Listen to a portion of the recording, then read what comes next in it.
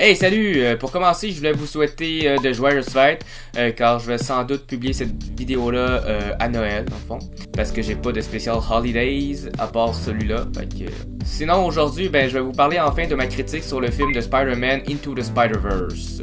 Je vais faire vite, je vais juste vous dire 3 raisons d'aller voir le film.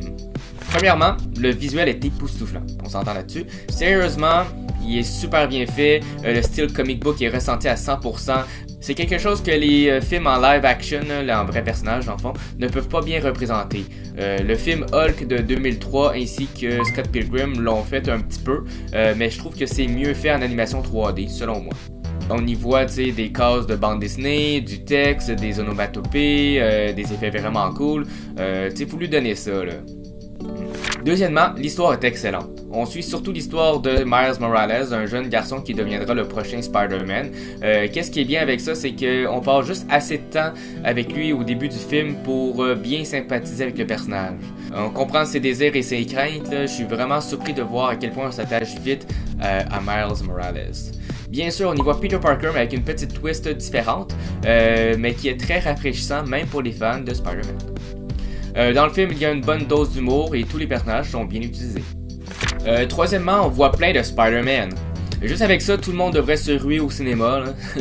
C'est quelque chose qui est vraiment utile à faire en live action, encore une fois. Même si c'est long à produire en 3D, c'est plus probable qu'ils le fassent de cette manière-là qu'en vrai.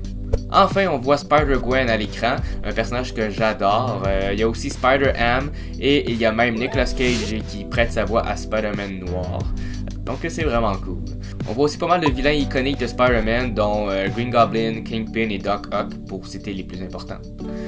Puis pour finir, il y a un beau message d'espoir dans le film. C'est cliché, d'habitude j'aime pas tant ça quand c'est trop in your face comme on dit, mais cette fois-ci je trouve qu'ils ont bien dosé, c'était quand même émouvant, plus que je l'aurais imaginé.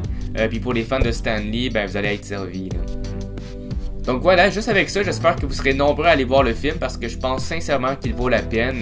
Fait que laissez-vous pas avoir parce que c'est un film d'animation, surtout pas. Même en étant un énorme fan de Spider-Man, j'étais aussi sceptique au début de le voir ou de payer pour, mais maintenant je ne regrette pas du tout. C'est vraiment bon. Ouais. Excellente sortie durant le temps des fêtes d'ailleurs. Fait que sur ça, portez-vous bien puis on se voit l'année prochaine.